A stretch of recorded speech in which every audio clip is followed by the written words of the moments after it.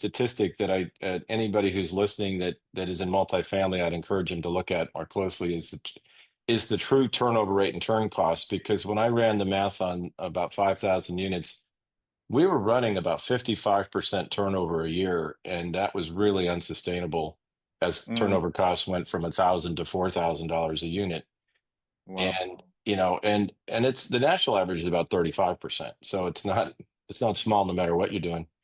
So back to that, metric of what do you look at? It's all about cash flow, right? Everything we do, how we present things is cash flow, which equates to value.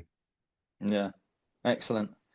And coming from that development and background and banking background into this hands-on operation, what surprised you most about the service world?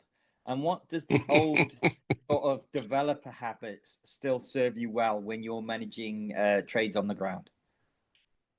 Yeah. Oh God, I love the guys and hate them at the same time. They're just it's like my children.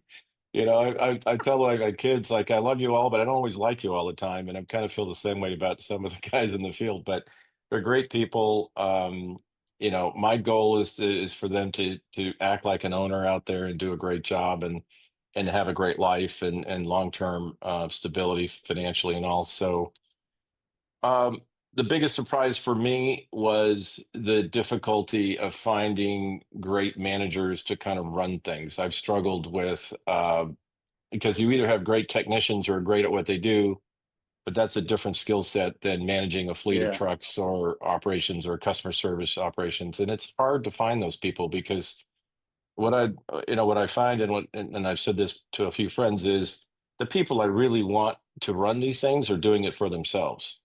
They're yeah, already bounced out and they have the entrepreneurial drive and they know enough skills to pull it all together and start it for themselves. So it's often trying to find that good younger person who's got the talent and drive and skills to that, and then creating incentives that I can solve that problem for me because I've definitely gone through a few general managers and even hired a couple presidents that cost me a lot of money buying out of contracts because they couldn't run anything. They look better on paper than they did in the office. So yeah, unfortunately so. yeah, Uh, yeah, well, Michael, thank you very much for being on today's show. Massive thank you for joining me. It has been an absolute pleasure having you here and learning thank you. from your experience and your insights. And of course, huge thank you to the listeners as well. But Michael,